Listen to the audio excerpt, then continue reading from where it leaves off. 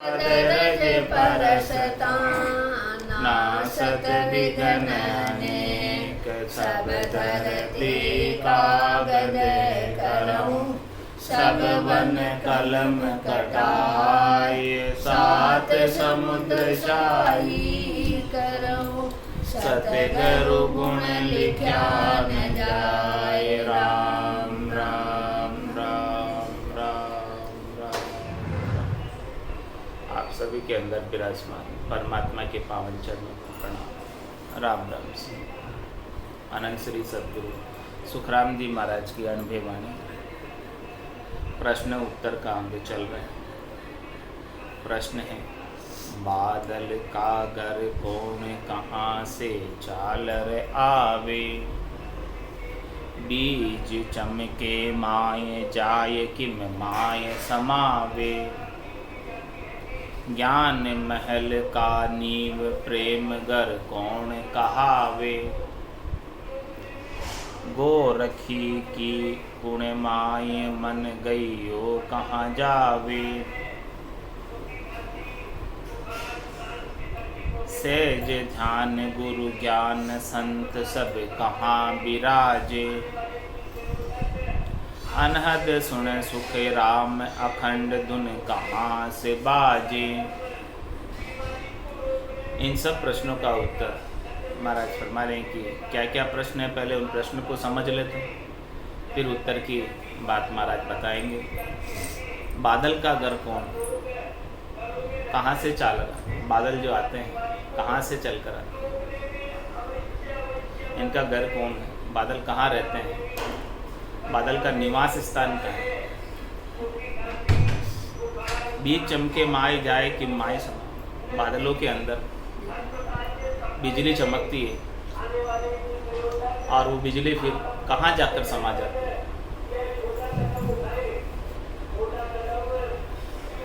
ज्ञान महल का नींव प्रेमगर कौन कहा, ये ज्ञान रूपी जो महल है इसकी नींव क्या है, ज्ञान की नींव क्या है, ज्ञान किसके ऊपर ठहरा हुआ है, किसके ऊपर आधारित है। प्रेम घर कौन कहा, प्रेम का घर कौन सा है, प्रेम कहाँ रहता है, कहाँ से आता है चलकर। गो रखी की पुण्य माय, मन गईयो कहाँ जावे, गो नाम इंद्रियों का,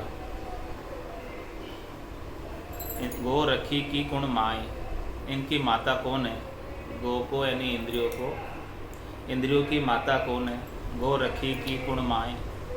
और मन गईयो कहाँ जावे, मन को कोई पकड़े, मन किसके पकड़ में आ, मन कैसे कह सकते मन, और पकड़ कर कहाँ रखते, मन गईयो कहाँ जावे। सहज ध्यान गुरु ज्ञान है, संत सब कहाँ विराजे। सहज सहज के अंदर जो ध्यान लगा रहता है गुरु के ज्ञान से, सदगुरु के ज्ञान से, उस ध्यान को लगाते लगाते संत सब कहाँ विराजे। सभी संत जो है ऐसे सदगुरु के ज्ञान को धारण करके ध्यान लगाते हैं, सहज वृत्ति में उनका ध्यान लगता है, तो वो ऐसे ध्यान लगाते लगाते संत कहाँ जाकर विराजते। अनहद सुन सुखराम अखंड धुन कहाँ से बाजे। महाराज हमारी ध्वनि हो रही है अखंडित अनंतनाथ की, जो सुनाई दे रही है, इसकी आवाज़ कहाँ से आ रही है, अखंड धुन कहाँ से बाजे, कहाँ से बाज रही है। इन सब प्रश्नों का उत्तर सदगुरुदेव बता रहे। बादल का घर सुन, बादल कहाँ निवास करते हैं, आकाश में, शून्य में। आकाश का नाम अवकाश यानी खाली जगह, खाली जगह के अंदर बादल रहते। बादल का घर सुन, सुन यानी खाली जगह, ऐसे आकाश के अंदर बादल रहते हैं। और देववंशा चला। बादल के देवता कौन? इंद्र। इंद्र बरसण मेघमाल, इस मेघमाल की बरसात करने के लिए इंद्र को नियुक्त किया। जहाँ जहाँ जैसे जैसे बरसानी हो सब इंद्र के पास इसका क्षेत्राधिकार। तो इंद्र की इच्छा से बादल चलकर आते हैं। इंद्र जिधर जिधर भेजता है बादलों को, इंद्र जिधर जिधर उनको डिस्ट्रीब्यूट करता है, उधर उधर बादल जाकर बरसते। बादल अपनी मर्जी से नहीं आते, बादल के पीछे भी कोई दैविक शक्ति कार्य करती है, देवता कार्य करते हैं इन बादलों से बारिश करवाने के पीछे। बादल तो आकाश में रहते हैं,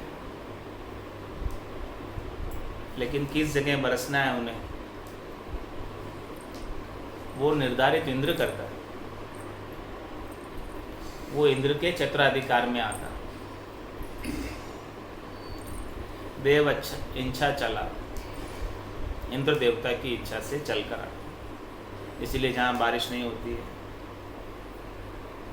तो वहाँ इंद्र देवता को प्रसन्न करने का उपाय किया जाता है कि इंद्र देवता प्रसन्न हो जाओ और कुछ बादल हमारे इधर भेज दो। राजा इंद्र से यही पुकार, बारिश भेज दो भगवान। राजा इंद्र से यही पुकार, बारिश भेज दो। एक ही करता है को। इस प्रकार से इंद्र को रिझाने के लिए अनेक यज्ञ होते थे।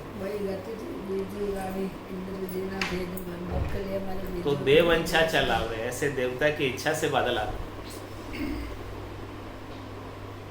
तो राजा इंद्र को, देवताओं का राजा है इंद्र,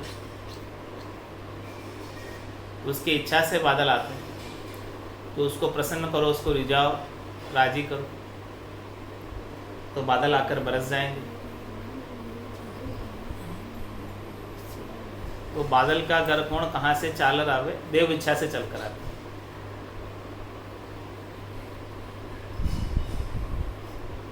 और बीज चमके माई जाय कि माई समा, बीज चमके माई उलट सुन माई समा। बादल शून्य में ही रहते हैं, आकाश में रहते हैं। और आकाश के अंदर बादल जब आपस में टकराते हैं एक दूसरे से, तो उनके अंदर बिजली चार्ज हो जाती है, प्लस और माइनस, पॉजिटिव और नेगेटिव।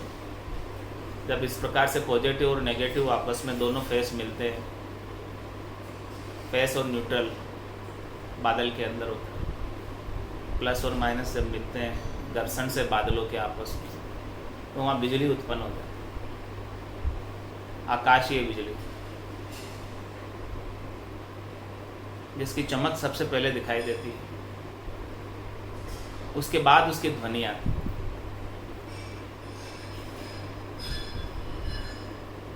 तो चमक पहले दिखाई देने का और ध्वनि बाद में आने का क्या कारण है? दोनों घटना तो एक समय में ही घट रही है। बादलों के आपस में टकराने से, पॉजिटिव और नेगेटिव फेस के मिलने से बिजली उत्पन्न हो रही है, आकाशीय बिजली। लेकिन प्रकाश की गति बड़ी तीव्र है, जो पहले अपने को दिख जाती है कि ये बिजली का प्रकाश पहले आ जाता है। और ध्वनि की गति प्रकाश की गति से कम है, तो ध्वनि फिर बाद में सुनाई देती है, जबकि घटना दोनों एक साथ घटी है आकाश के अंदर।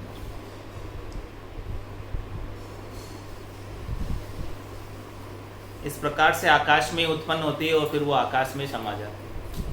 शून्य में ही उत्पन्न होती है और शून्य में ही वापस समा जाती है बिजली।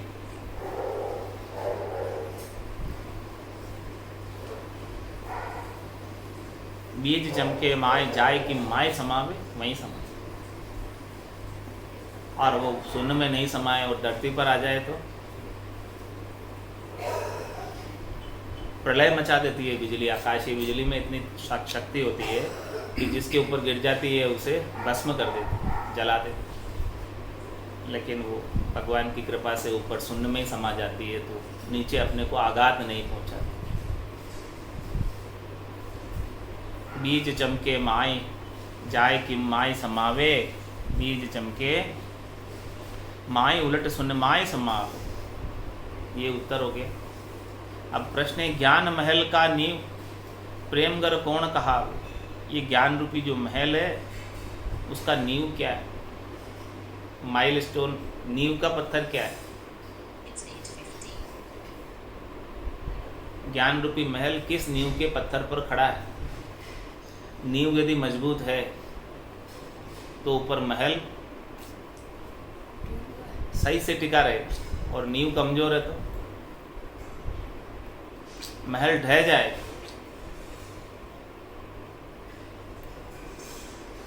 तो ज्ञान महल का नींव शील संतोष कही से।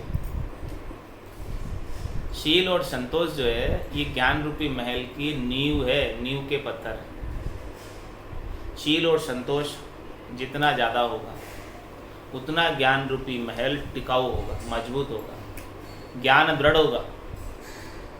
शील और संतोष के अभाव में ज्ञान रूपी महल को गिरते देर नहीं लगे। थोड़ी सी हवा चली और गिर जाएगा, थोड़ा सा तूफान आया और गिर जाएगा, थोड़ा सा व्यवधान आया, थोड़ी सी परिस्थिति प्रतिकूल हुई और वो ज्ञान रूपी महल गिर जाएगा। यानी ज्ञान उस समय काम नहीं करेगा यदि शील और संतोष, नींव के जो पत्थर है वो मजबूत नहीं है। तो ज्ञान महल की नींव शील संतोष कहीजे। शील और संतोष ये दोनों ज्ञान रूपी महल की नींव। धैर्यता, शांति, शीतलता, शील व्रत का पालन करना और संतोष धारण करना, इन्हीं के ऊपर टिका हुआ है ज्ञान रूपी महल। साथ शील, दया और संतोष नहीं हो तो ज्ञान रूपी महल तहस नहस हो जाए। प्रेम गर कौन कही कहा। प्रेम कहाँ रहता है। तुम्हारा हमारे प्रेम चित्त गर आन। प्रेम चित्त में रहता है, आकर चित्त में बसता है। मन है, बुद्धि है, चित्त है, अहंकार, ये चार चीजें हैं और सब एक के ऊपर एक। मन को आदेश कौन देता है? बुद्धि। मन के ऊपर बुद्धि। जैसी जिसकी बुद्धि है, समझ है, वैसे वैसे वो मन को आदेश देता है। और मन फिर आगे किसको आदेश देता है? 5 कर्मेंद्रियों को और 5 ज्ञानेंद्रियों। तो 5 कर्मेंद्रियों और 5 ज्ञानेंद्रियों का राजा कौन है? मन। और मन के ऊपर कौन? बुद्धि। और बुद्धि के ऊपर कौन? चित्त। और चित्त के ऊपर कौन? अहंकार। और अहंकार के ऊपर कौन? आत्मचेतन। और आत्मचेतन के ऊपर कौन? परमात्मा। इस प्रकार से श्रृंखला बनी हुई है, एक से ऊपर एक। तो इंद्रियों को आदेश मन देता है, मन को आदेश बुद्धि देती है, बुद्धि को आदेश चित्त देता है और चित्त को आदेश अहंकार। और इन सब को ये सब कार्य करते हैं जब तक आत्मचेतन होता है। आत्मचेतन के अभाव में ये कोई भी अपना कार्य नहीं कर पाता। और आत्मचेतन परमात्म चेतन का अंश है।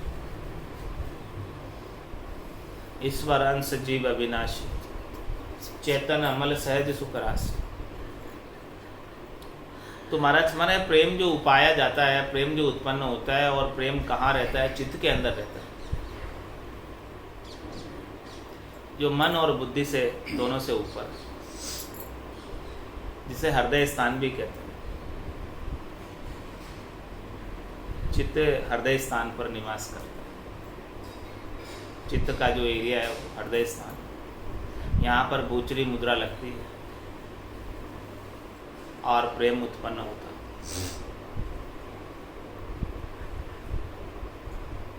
तो प्रेम गर कोण कहावे, प्रेम चित्त गर आन।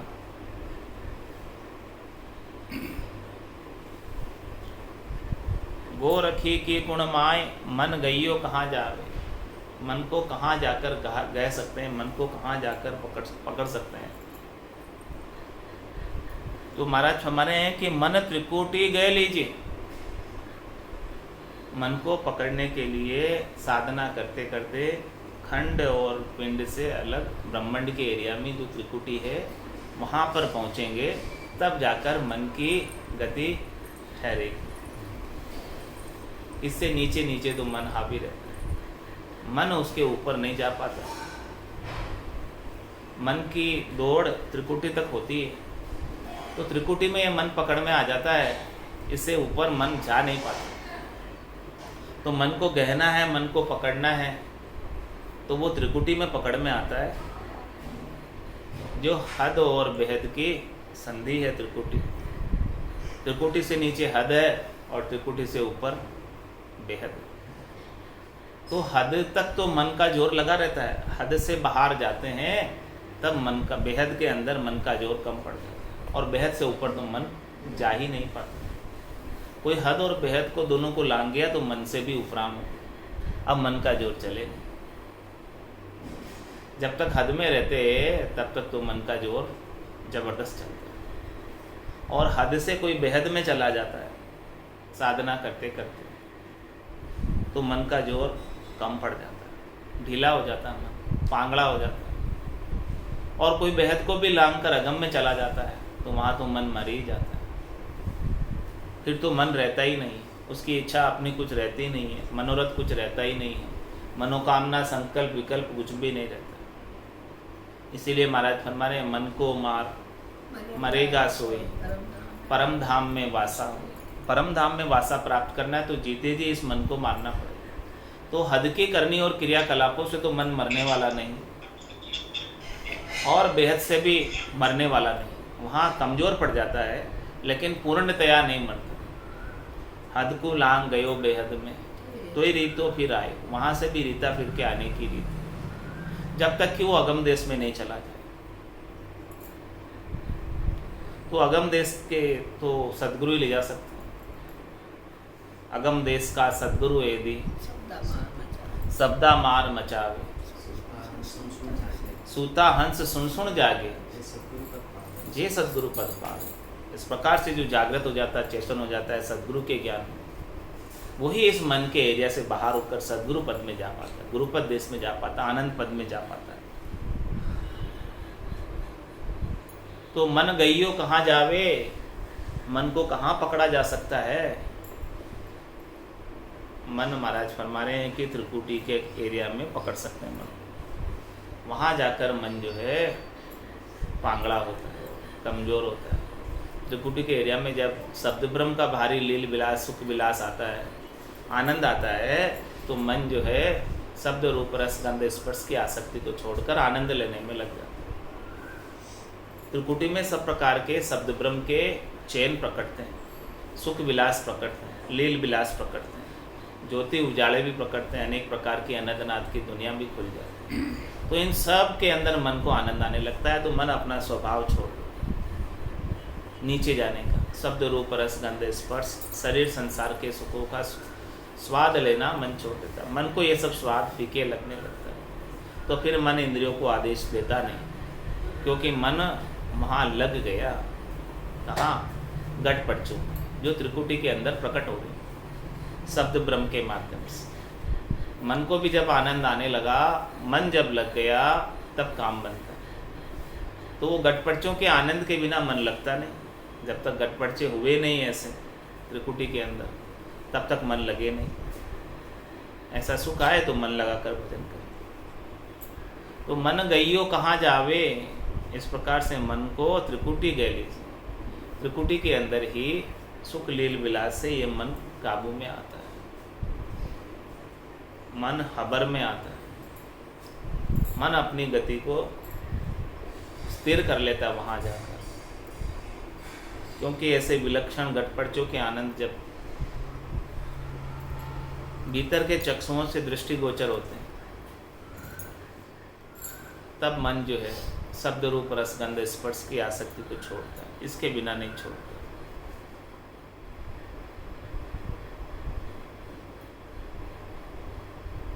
गो रखी की कुण माय,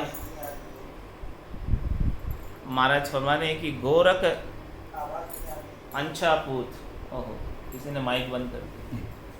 चलो माइक खोल दिया, माइक किसी ने बंद कर दिया गलती से। गोरख अंछा पूत, गोरखी की कुण माय। गोरख अंछा पूत, इच्छा का पुत्र है। गो नाम इंद्रिया। अपने मन के भीतर इच्छा होती है कुछ भी, तब ये मन आदेश देता है इंद्रियों को, इच्छा के बिना आदेश नहीं देता। तो गोरखी की कुण माय, गोरख इच्छा पुत्र, ये सब इच्छा के पुत्र हैं, इच्छा की पुत्रियां हैं इंद्रियां। कहो जा ठहरावे,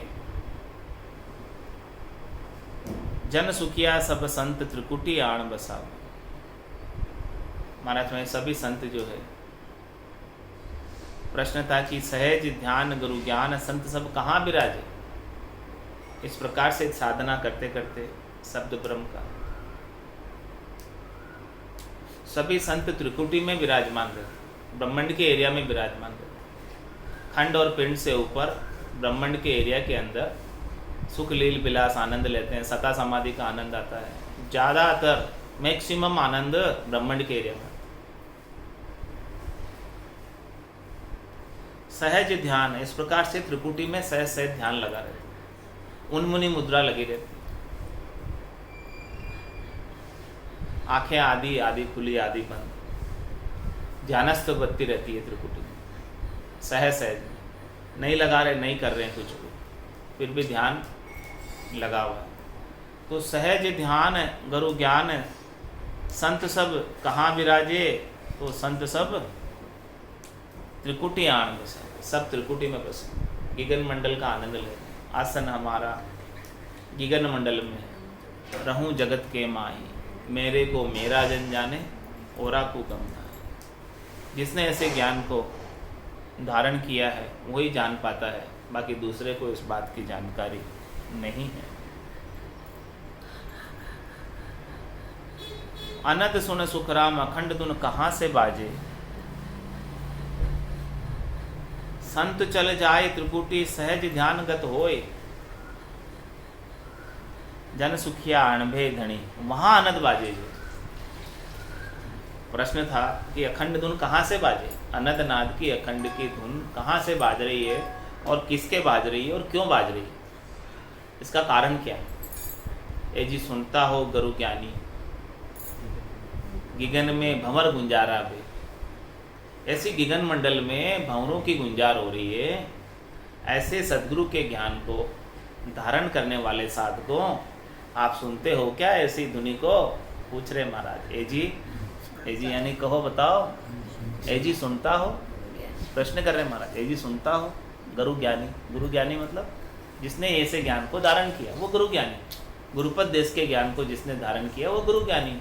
ए जी सुनता हो गुरु ज्ञानी, गिगन में भंवर गुंजारा, सुनते हो कि नहीं सुनते हो, महाराज पूछ रहे।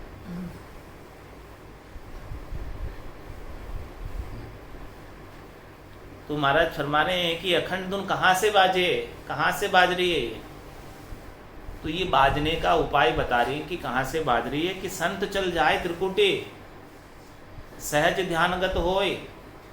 इस प्रकार से जब त्रिकुटी में पहुँचते हैं साधक निज नाम के साथ, और सहज सहज में सहज वृत्ति में ध्यान लगा रहता है, ऐसी गति आ जाती है सहज वृत्ति में ध्यान की। जन सुखिया अणवे धनी, महाराज फरमाने कि वहाँ पर उनको ऐसा अनुभव होने लगता है, वो अणवे का धन प्राप्त हो जाता है, ऑटोमेटिक गेबव वाला, और वहाँ आनंद बाजे जो है, वहाँ आनंद बाजते। ये घट पटचों का ज्ञान अणवे ज्ञान, घट पटचों का अनुभव, घट के भीतर होना, अणवे धनी, यानी अणवे धनी मतलब ऐसा घट पटचों का अनुभव आपकी घट के भीतर हो रहा है, वही अणवे धनी। जिसके हो रहा है वो अणवे धनी। जिसके नहीं हो रहा वो अणबे धनी नहीं है।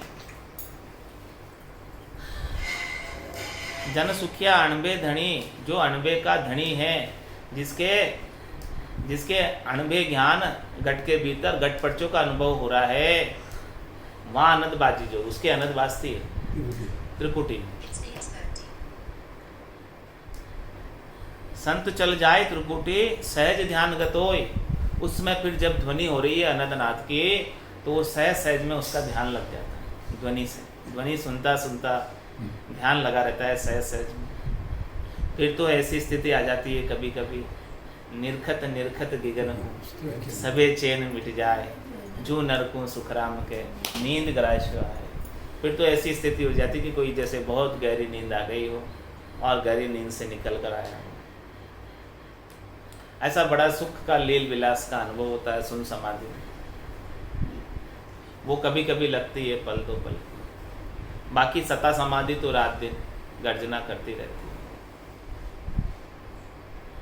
सता समाध रात दिन होगी, मुख सांसा सिमरन नहीं कोई, मुख से श्वासों से सिमरन नहीं कर रहे, फिर भी सहज सहज के अंदर सता समाधि का ध्वनि सुनाई दे। तो अखंड धुन कहाँ से बाजे? महाराज ऐसी अनंत नाद की अखंड धुन त्रिकुटी में बाजती है, यहाँ बाजती, ब्रह्मांड के एरिया में बाजती है। हाँ तभी बाजती है, बाकी कैसे बाजती है? संत चल जाए त्रिकुटी सहज ध्यानगत होए, वहाँ पर सहज सहज ध्यान की गति हो जाती है। जन सुखिया अणभे धनी, वहाँ आनंद बाजे जो। इस प्रकार से घटपर्चों का अनुभव होता है और वहाँ आनंद बाजती है, ऐसा आनंद आता है। ऐसा महाराज ने ज्ञान बताया और ऐसे ज्ञान के आनंद घटपर्चों का सबको अपने घट के भीतर लेते रहना है, और जितनी ज़्यादा साधना करेंगे उतना ज्ञान का आनंद आता रहेगा। ऐजी सुनता हो गुरु ज्ञानी गगन में भंवर गुंजारा बे। ऐजी सुनता हो गुरु ज्ञानी गगन में भंवर गुंजारा बे। चार पाँख को कमल कंठा में राम रटन धुन लागी। चार पाँख को कमल कंठा में राम रटन धुन लागी। जामे जीव जुगत करे बैठो सरब स्वाद रस पागी। जामे जीव जुगत करे बैठो सरब स्वाद रस पागी। ऐजी सुनता हो गुरु ज्ञानी गगन में भंवर गुंजारा बे। ऐजी सुनता हो गुरु ज्ञानी गगन में भंवर गुंजारा बे। अष्ट पाँख कमल दल हृदय जहाँ शिव आसन होई। अष्ट पाँख कमल दल हृदय जहाँ शिव आसन होई। मन सो बुद्ध शुद्ध सो सुरता इन्हीं कागर एही। मन सो बुद्ध शुद्ध सो सुरता इन्हीं कागर एही। ऐजी सुनता हो गुरु ज्ञानी गगन में भंवर गुंजारा बे। ऐजी सुनता हो गुरु ज्ञानी गगन में भंवर गुंजारा बे। पाँख बत्तीस नाभ दल कमला लक्ष्मी विष्णु विराजे। पाँख बत्तीस नाभ दल कमला लक्ष्मी विष्णु विराजे। पवना सेवक करत बंदगी, मन तेजी होए गाजे। पवना सेवक करत बंदगी, मन तेजी होए गाजे। जी सुनता हो गुरु ज्ञानी, गगन में भंवर गुंजारा वे। जी सुनता हो गुरु ज्ञानी, गगन में भंवर गुंजारा वे। जातल कंवल और है दूजा, खटदल पाख लगानी।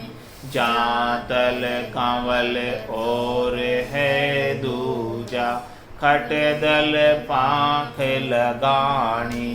जामे ब्रह्मा मांड गढ़त है, उभय नाड़ संग आणी। जामे ब्रह्मा मांड गढ़त है, उभय नाड़ संग आणी। जी सुनता हो गुरु ज्ञानी, गगन में भंवर गुंजारा वे। जी सुनता हो गुरु ज्ञानी, गगन में भंवर गुंजारा वे। 64 पाँख चारता ऊपर, गणपत करे निवासा। 64 पाँख चारता ऊपर, गणपत करे निवासा। खुलिया गाट पिछम का मारत, किया मेरे घर बासा। खुलिया गाट पिछम का मारत, किया मेरे घर बासा। जी सुनता हो गुरु ज्ञानी, गगन में भंवर गुंजारा वे। जी सुनता हो गुरु ज्ञानी, गगन में भंवर गुंजारा वे। दो ये पाँख को कंवल त्रिकूटी, निरखत है जन पूरा। दो ये पाँख को कंवल त्रिकूटी, निरखत है जन पूरा। इडा पिंगला सुख मन जागी, बरसत मुख पर नूरा। इडा पिंगला सुख मन जागी, बरसत मुख पर नूरा। जी सुनता हो गुरु ज्ञानी, गगन में भंवर गुंजारा वे। जी सुनता हो गुरु ज्ञानी, गगन में भंवर गुंजारा वे। पाँख हजार जहाँ कंवल फूल्या, कली कली रस छूटा।